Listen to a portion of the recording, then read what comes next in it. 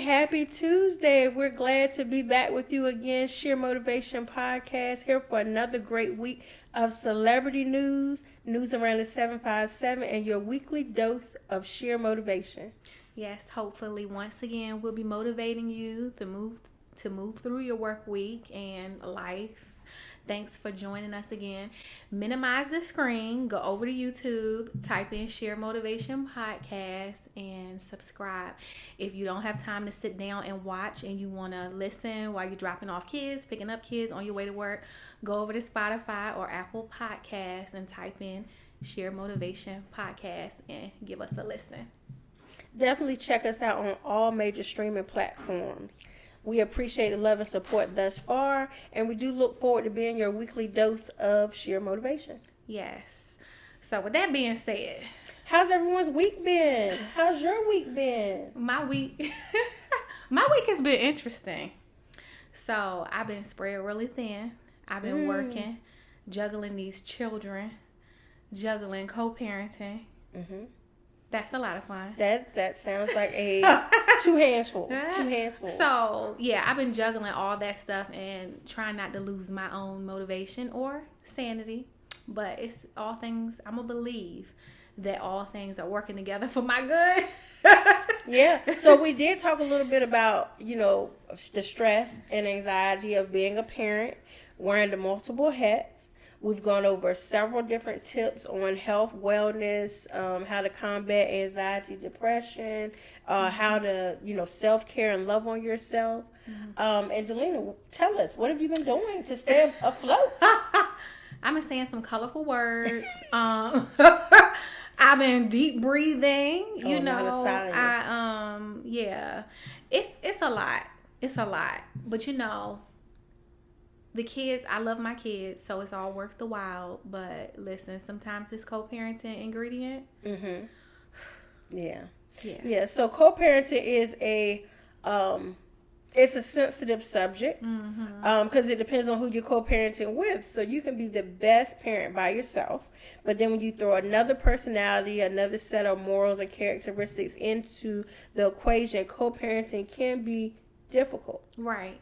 So I co-parent as well, and it is very trying at times. I'm grateful for the help of the other individual, aka their dad. But it is one of those things where it is very, very hard. If you cannot communicate on the same level of maturity. So that's where we run into our roadblock is, I try to communicate. I try to, I want to tell you what's going on with the kids, the parent-teacher conferences, the PTA meetings, doctor's appointments. I want to communicate those things. But when the other person feels like, why are you telling me that? That has nothing to do with me. They don't receive the information. But I'm always in the mindset that if something were to happen to me that I couldn't be there for my kids, I want it to be a seamless transition so that the other party would know what's going on with the kids. I mean, I'm listening to you and I'm trying to figure out if it was easier parenting when I was in my relationship or if it's easier now. And that's the thing. So initially when we started co-parenting, I was like, okay, how is this gonna work? If we can't communicate, if we don't hold through to our words, and it's like, what are we doing this for? So as I'm listening to you, I'm trying to think, was I co-parenting better when I was in my relationship, or I think I am parenting better outside of the relationship I was in. Yeah, because I think being outside the relationship, it takes some emotions off the table. For at least one of the parties. Yeah. That's the idea. For the adults involved, one of the adults involved, I think it takes some of the emotions off of the table where you can just focus on this is the task at hand, which is raising the children. Right. And you being the mature individual, you have to continue to reiterate what it is we're doing this for. We're doing this for the children. Well, yeah, because now women, we are in our, walking in our purpose, and we have mastered the navigation of co-parenting, but these men, they acting like Yeah, they're a little saucy. They got a little extra dose of estrogen. But no, it's all good. But that's what I've been doing this week. I just been navigating co-parenting. I was away at training in Virginia Beach for the Virginia Code Officials Association. Congratulations on that. Yeah, that was exciting to network with other code officials, in our region. So that was nice. Got to network, meet a lot of people. And yeah, just juggling those things. So yeah, so now we've hit on the topic of co-parenting, and we've gave a little insight to relationships last week. Now let me ask you this before we leave co-parenting. How do you feel about one parent introducing someone new to the children? Like, what is your bottom line with that? Well, I feel like first the person has to be the parent. We're gonna use the lady, the woman, because we only know it from one side of things. We've always been women, so I'm gonna say it from a woman's standpoint. That if I bring someone into the equation for my children, that I feel comfortable and confident that they are a good fit for what it is we got going on. It's not just that they're meeting my needs, which could be, they're finessing me, fine dining, whining me. That still doesn't mean that you're gonna be good for the kids. Be good for the kids. So I have to, over time, I have to learn, how do you deal with kids? Like, do you have your own children, and what is your relationship with them before I introduce you to my kids? Okay. And then some people feel like it's the time component. Like, okay, well, we've been talking, a month, 6 months, a year, it's time for my kid. Well, time is not one of the factors that should play into the equation. It's more so if the kids are ready.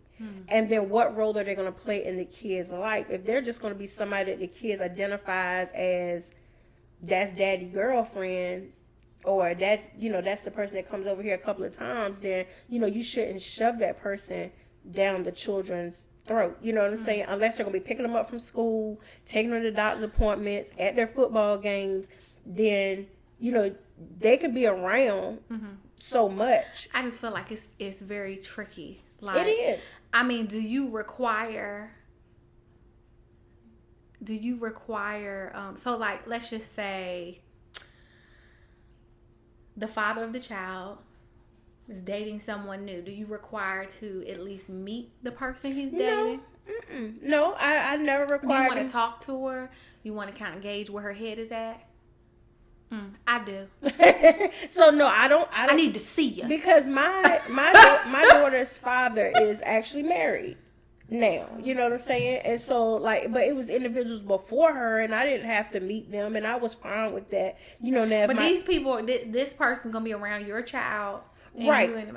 Right. But I'm saying my child, my child was predominantly with me. So the few times that he would get her, he was the presence inconsistent. No. I'm saying she was with me majority of the time. So if there's a 7-day week, 5 of them she's with me. So he gets her pretty much a day and a half.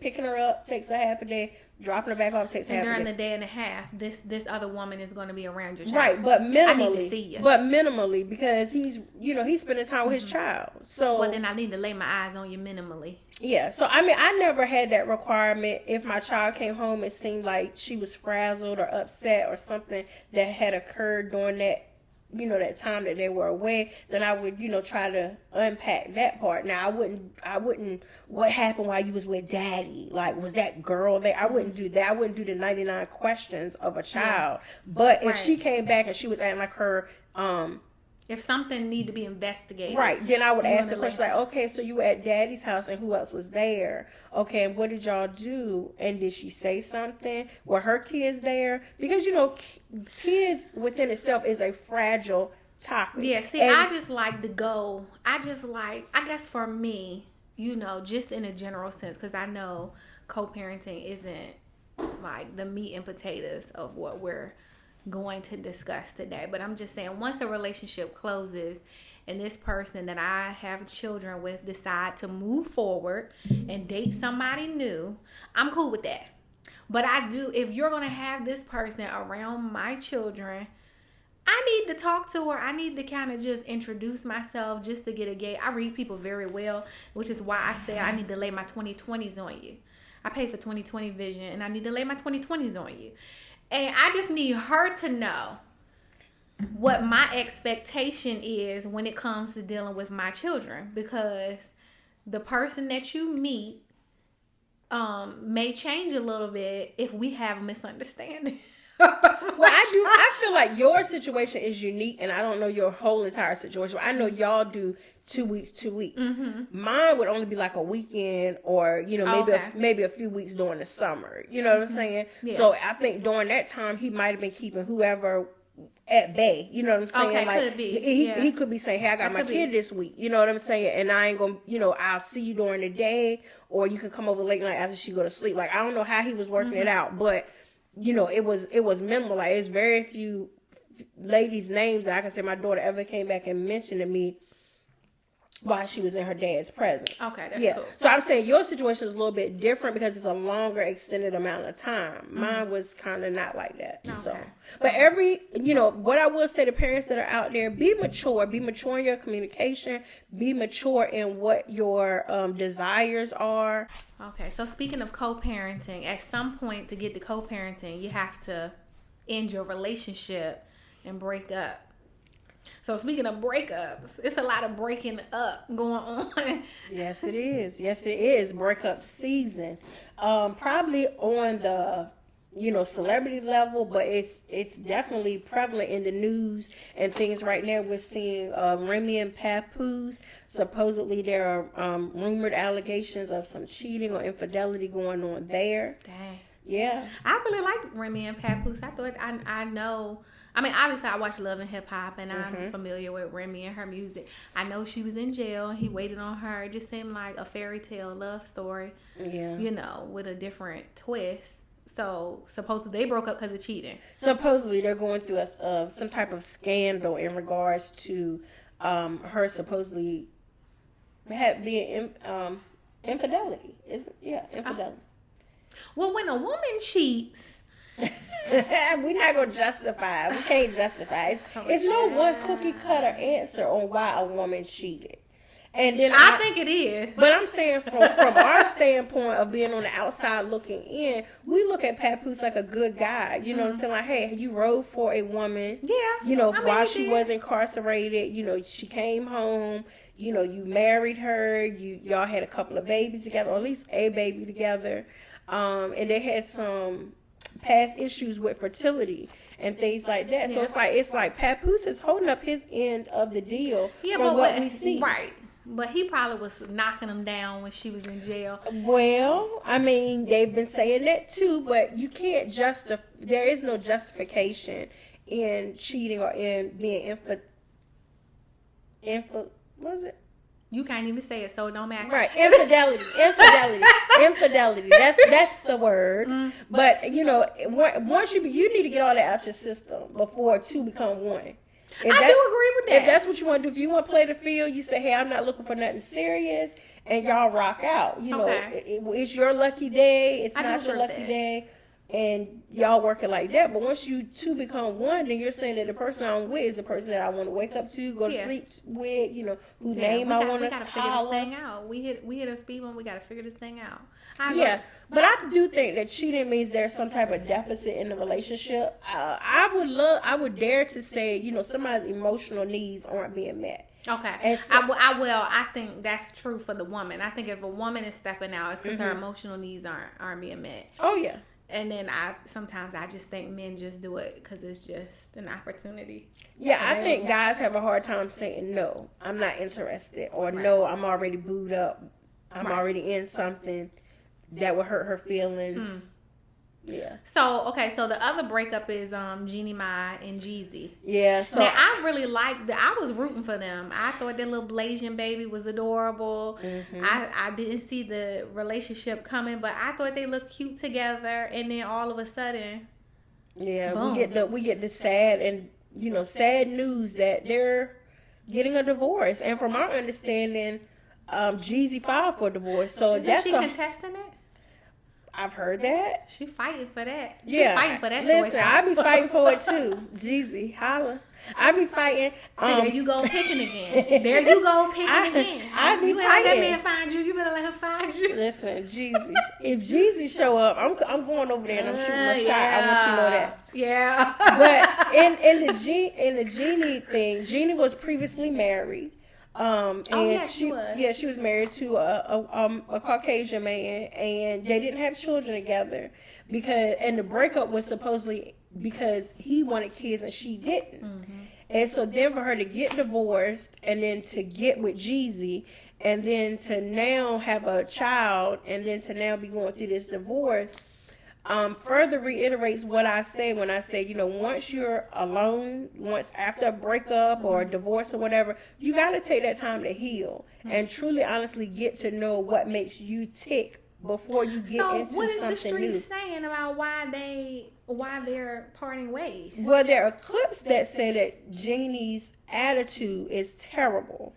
And she's on record saying it's a recorded where she's on a blog or a podcast or something, and she's saying that she has some attitude issues, and Jeezy checked her on it. And before, in past relationships, she was able to get away with these things. Nobody ever checked her. Nobody ever told her that these things were issues. So that could be a reason. And that could be a reason, because it seems like if Jeezy checked you then and told you that your attitude was an issue, and you presented those same signs again, he might not be as willing to give you grace. So let's just say, for example, let's just say this snowballed their relationship parting. If, hypothetically speaking, she had an attitude problem and he had come to her a couple times and maybe this stopped their date from going for, maybe they had stuff planned, she ruined it, whatever it is. This is a prime example of how a man will not stay somewhere he's not about to keep on talking to you about the same thing over and over again. He's not about to sit down and keep going over it again. He's gonna let you know a couple times. He may give you a little bit of grace, and then after that, he gonna ball your whole relationship up and throw it away. Yeah. You know what I'm saying? Because men are not gonna stay. It be us women that take 2 years to break up with somebody. Right. He woke up that morning, he said, I'm not happy, and drove straight to the courthouse to put some paperwork on file. Yeah. He said, I'm headed for the door. Listen, and so it's like you hear these news outlets saying that she was blindsided, that she was not made aware, she was totally caught off guard with this whole divorce proceedings and things like that. And it just kind of makes you wonder, like, what was the straw that broke the camel's back? Well, I heard that they were living separately for a while. I don't really follow a whole lot of celebrity news because I'm drowned in my own news. But I heard that they were living apart for a while. So I was thinking, maybe during this living apart time, they started seeing other people. I don't know. I mean, that's kind of, it's still to be determined, right. And I was shocked. When I saw it, what really happened was I was outside of my work vehicle, and I was. She remember the exact moment. I remember the exact time. So she said, "A man is free. A man is free." She's back outside, y'all. The trap house is back open. But nonetheless, what I said was, I was outside of my car and I got in my car, and Angela Yee on her morning show was talking, like she was talking, but she never had gotten to the name of who she was talking about. She was like, this is allegations, whatever. And after 2 years of being married, and now they have their daughter together, and and she still had never said the name.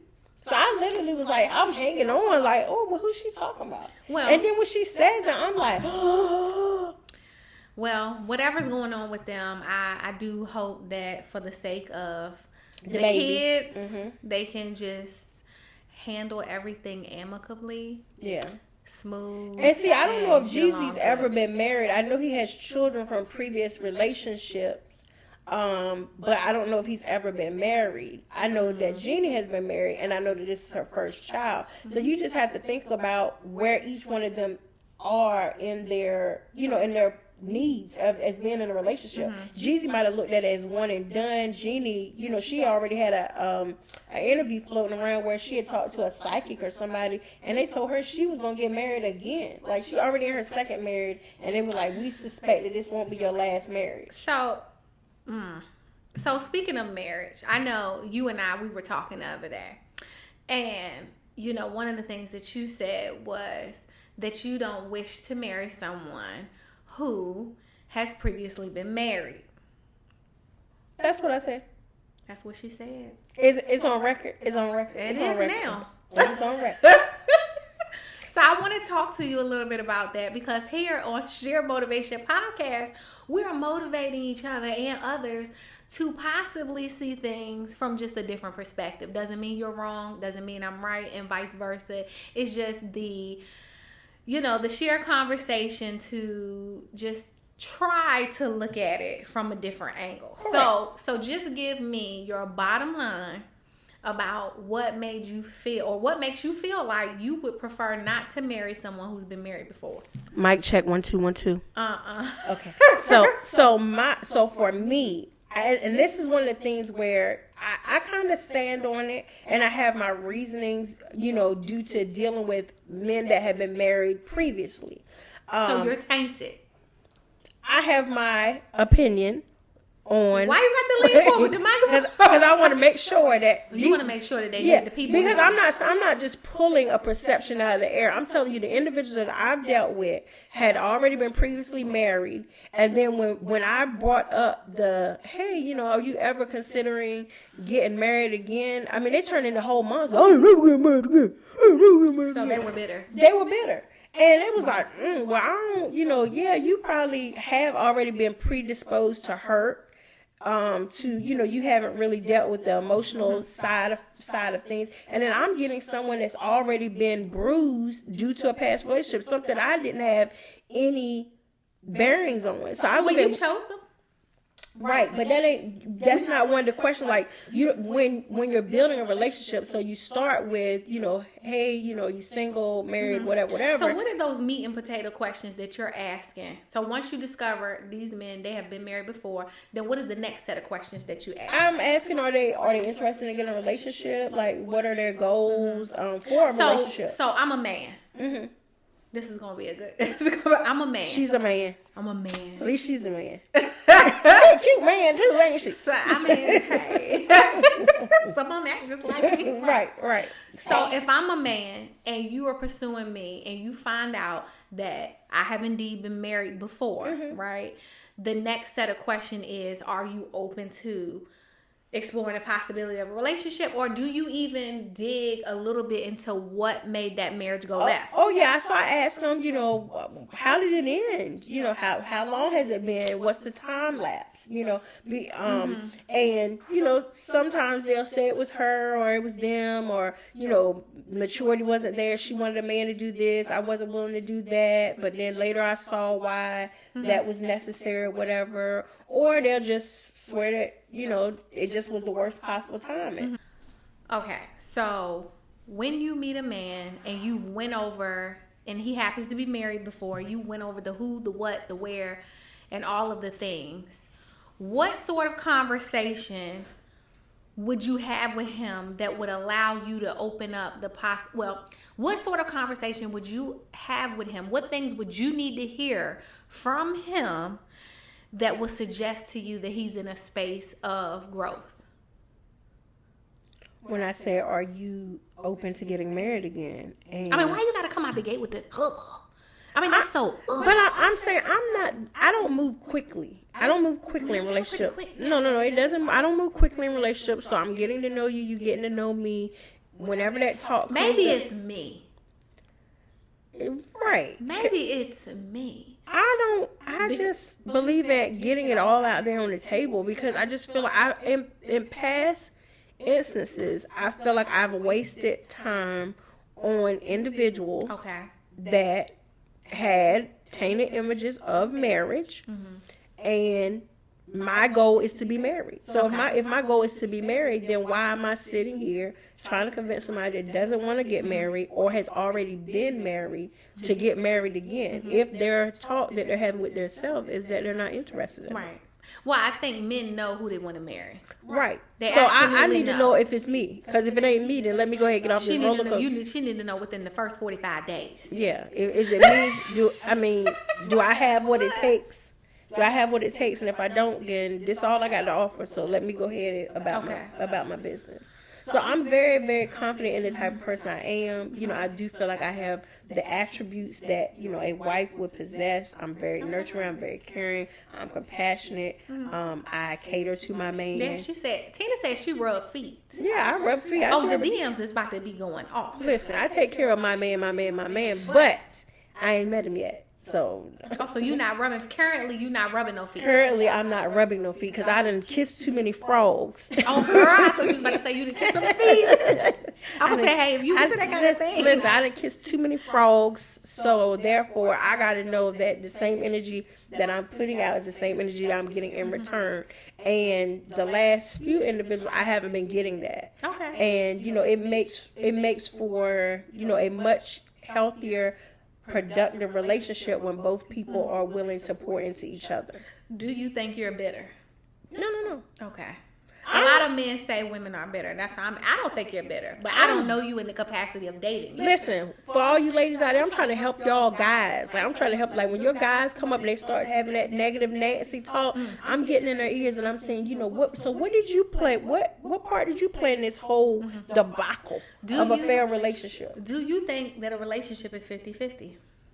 I mean, it depends. Now, what I will say is, depending on the household, depending on the circumstances, who's making what's, you know, if the house was already there and you're moving into the house, I think you should pay more, you know, you should be responsible for a little bit more because this individual was taking on the weight of this household prior to you showing up. She's already done the legwork to getting a house, or he's already done the legwork to getting the house. So if you come in and now, when I say is a relationship 50-50, I'm speaking in not just in terms of finances. I'm speaking like overall. Finances is one part of it. Do y'all think that a relationship is 50-50? I think a pastor, a bishop said this a long time ago. A relationship is 100-100. It's two individuals giving 100% of what they got. Now, what it looks like, your 100% might not look like my 100%, but if I'm giving you everything that I got, then it'll work. I'm giving it all I got. Giving it all that you got. So it's two individuals giving 100%, and they understand that some days she gonna cook, some days he gonna sweep. Some days, you know, she gonna pick the kids up. Right. Some days he's gonna be responsible for the kids, and that's the understanding that they have. You are doing the best that you can, but it's when you're with someone who doesn't see your 100%, it's just that. You think that's what's leading to all the breakups? I ain't gonna say all of them. Okay, so financially, remember Tina and I went out not long ago, and we were at a club. I won't of a name I will not say. And we're supposed to be enjoying the music. This is what we was doing, talking to the bouncers outside. And one of the things he said was that he believes this. He was about 7 foot tall. He said he believes that a relationship should be 50-50 in terms of finances. And I feel like, I mean, I had a couple drinks. We had a couple shots. Okay. We were celebrating. But my memory is stronghold on it. Okay. And I remember you, Tina, saying that you agreed. I said I would go 50-50 on bills with the individual. Yeah, I said that. I don't want you to do that. Okay, so now think of it from this perspective. I've been going 100% on my bills. 100%. And so you willing to do the discounted menu I'm willing, if you get a man. A man comes into your life and you went from doing 100 on 100, now you want to do 50 on 50. I'm saying now we talking about my man. We're talking about my man. We're talking about boyfriend and girlfriend, not my. Okay. So it may we talking about my husband. It might, but to be your husband, he may start off as a boyfriend, and you may jump from just dating him to a husband. I don't know, but this is not for play. Okay, this is a man you are, because we're ladies of a certain age. Right. We're not spring chicken. I mean, I feel springy, but you know. Right. This man is a man that you gonna end up with. Like y'all, he loving on you, you loving on him. And this is talks of the long haul, right? The long haul. You was doing 100 on 100. He come into your life. He pursued you. We're not even gonna say you went up to him this time. Last episode, you talking about you went up to him, you see it, you like it, and all this. He seen you, he like you. He done came up to you. He want to be a part of your life. Y'all done got past all the beginning hurdles. Now you want to do 50 and 50. You want a roommate. I don't think that classifies I anybody can move as... in with you. We can be roommates. Delina, now, I 50 don't on think 50. that classifies as roommate. What I'm saying is, I understand how much You money... yelling at me. No, I'm saying I understand how much money I make. Now, once we had that conversation, we determine how much money he makes. He might can't afford to do 100. We talking about a man that can afford. The man But that we're manifesting is a man that is making more money than you make by yourself right now. Okay. Well, then he can do more. But then we have to keep in mind what is he coming from? Like, what is his car payment like? What if he has a house that We've he's gotten living past, from? we've done Delina, this, that's all stuff that has to be determined. This so is, I I'm can't giving say, you the intel. You're giving it to me after I'm saying I'm giving you the intel. This man is coming to your life. He's financially stable. Y'all talked about doing the long haul of life. This ain't no, I'm coming through. I'm gonna hit you up when I get time. No, but I'm telling you, it's no cookie cutter answer. It's no cookie cutter answer. That's what all that talking. Well, no, I'm asking you, do you want to do 50? Do you desire to do 50? I don't desire to do 50-50, but I'm open to understanding what your circumstances are. What you got, child support, you got this, you got this. I can't come in and say, oh no, buddy, you coming around with me, forget all that other stuff you talking about. You ain't got to worry about whatever bills you got, that's on you, but I need 100% over here. I was doing 100% before you got here. So your contribution will definitely help me lift the burden off of me. Absolutely. But once we had that conversation on what you're dealing with outside of my household, I'm open to negotiating a number that's beneficial to the both of us. You're living with me now? Okay, so you're living with me. There's an extra person eating, bathing, clothes to be washed. You're watching TV. You're occupying this space, so you have to contribute to it. Yeah, absolutely. But what if he's coming from a household that he already has that's in another area that he has a mortgage that's twice as high as mine on? I can't say, forget that house that you have. Forget those obligations that you have. Well, the mortgage that he had over there, now y'all are talking, if y'all are in the stage of moving in together. Mm-hmm. So the meat and the potatoes is, this is a man who's financially stable. Mm-hmm. He is making enough money to support himself fully and completely. He's standing on two firm, nice legs with two firm feet. Okay? Good ankles. All that. He is coming to your life and y'all have been kicking it for a while. He sees you and him going the long haul. Okay? Y'all have decided to move in together, whether it's you renting your place and moving in with him, y'all finding a space together, whatever that is. He is financially secure. This is the long haul. This ain't for play. My thing was, do you feel it should be 50-50? Based on the fact that he is comfortably living. I don't know. I don't know. See, this is where, and that's okay. This is where we always get to, because it's like she want to change my answer. I'm asking. But am I trying to change it, or am I asking? I'm saying I understand him being secure in whatever he's I feel like you're getting aggressive with me. So I understand him being secure in whatever situation he have, the car that he drive, the house that he live in, the bills that he's created for himself. He's comfortable with paying those things. He ain't know he was gonna meet me. Now you've met me, and y'all been kicking it for, let's just say, about a year now. But did the money y'all change? Are in love. Did the money change? Did he the get a money raise is on good. his job? His money is good. Okay, well, he's firm in the finance. God has blessed his finances. Okay, so I am okay with going to the table and having a conversation in regards to finances and how we'll move forward in a conducive set of conditions that works for the both of us. Works best for the both of us. Works best for the both of us. And that could be 75. That could be 75-25. That could be 50-50. It could be whatever. I mean, this is my man. If he got all the characteristics, we're checking off the boxes, and I feel like, hey, we're growing together, that this isn't a lap-sided deal, what we're doing here, because I've been slated before. So I know I've been slated in regards to When you say slated, what does that mean? Someone has told me, hey, this is not going to work for me. This is what I can give you. And I was willing to accept what it was they could give me. And then when it all comes down to it, they had way more to offer than what they were willing to give. They just didn't see longevity in the relationship that we were having together. So I felt slated. They had way more to give. That's why you need to give it. That's why I'm not doing 50-50.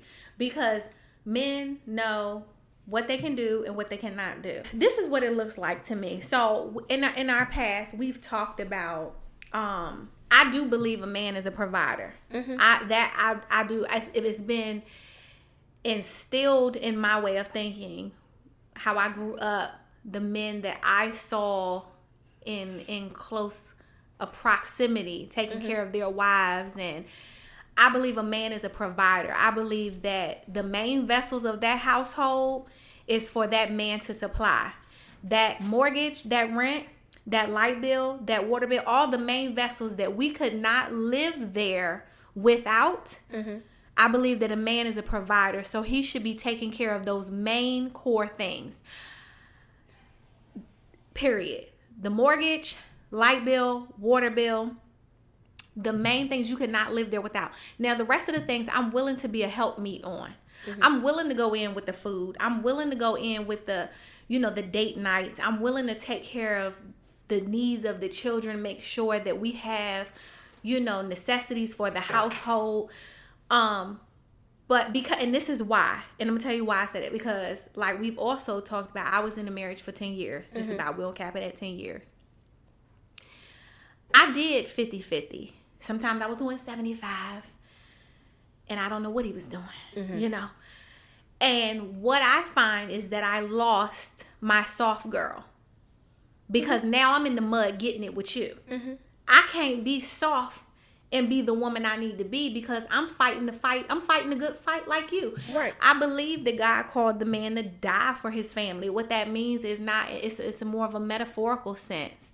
His hands work to the bone so that your hands don't have to. Mm-hmm. If I'm doing just as much work as you, if my knees is up in the mud just as much as you, mm-hmm. when do I get to be the soft girl for you?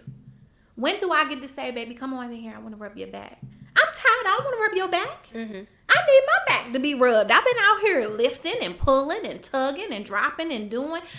That's why I said, I'm willing to do my work. I'm willing to be a helpmeet. I'm willing to bring to the table. Mm-hmm. I'm willing to contribute, but I do believe that a man needs to take the lead on the main heavy things, responsibilities of the relationship. That's what he's called to do. Mm-hmm. To lead, provide, protect.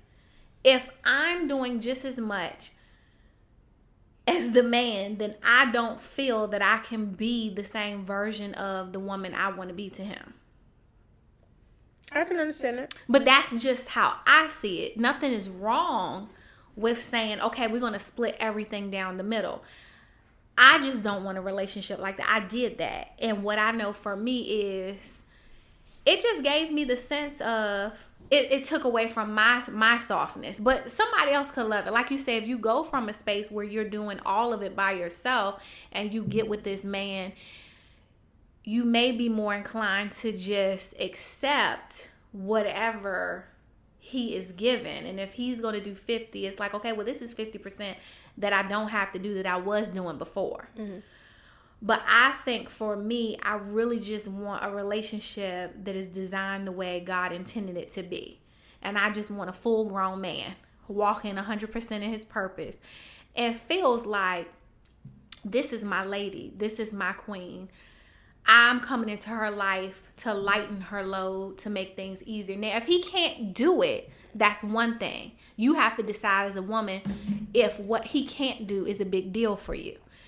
But if he can do it, then I take great pleasure in knowing that that is a huge weight that's lifted off, because with that huge weight, now I don't have to think about all of those things.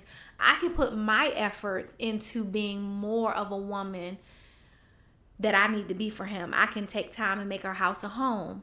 I can plan date nights for us. I can make sure the kids are good. I make sure all of the necessities we need in the house. I can spend more time focusing on that. And then when we come together, it's, mm-hmm. But that's just how I feel. I don't feel that it's wrong. to split everything down. I just feel like that gives more of a roommate vibe. Okay. Yeah.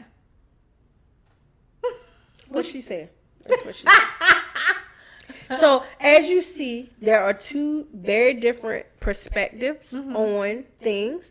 And that is because we are two different individuals and we're at two different places in our lives. So, I'm 42. Delina is not going to tell her age on the podcast. So, she's in her 30s. Yeah, she in them. I'm in her. She in them. But nonetheless, and both have children, both, and we said initially when this podcast came on, we said we have similarities. Yeah, we do. As you see, we're showcasing our differences. Yeah, and it would be boring if we thought the same about If we thought the same way. So that's why it's sheer motivation, and it's no bearing on how you run your household, how you run your relationships. The outcome is that you get fulfilled emotionally, financially, physically, spiritually. Yeah. So those are the things that are important to us. Yeah, absolutely. I mean, and nothing is wrong with splitting everything down the middle. I mean, that's not, I don't want that to be my testimony. But amen to all the 50-50ers out there. How do you feel? Do you feel like a relationship is 50-50 all the way around? Do you feel like you should, the man should take the lead on certain things? Do you feel like a woman should be doing just as much? It is hard out here. Price gouging is a thing. Dating is more expensive. If you don't have the money to date, you should probably sit at home. But then, there are people that feel like, well, you know what? I'm going to lighten the load for my man. I'm going to meet him in the middle. We're going to do this thing together. We're going to rock out and we're just going to split everything. I mean, how do you feel? Let us know in the comments. Is the relationship 50-50? Is it 70-30? Is it 100-100? I do feel like people should give it their all while they got it for the person. With that being said, thank you for joining us for another Tuesday. Come back next week. And don't forget to hit the like button, subscribe, share if you care. We'll see you next week on Sheer Motivation Podcast.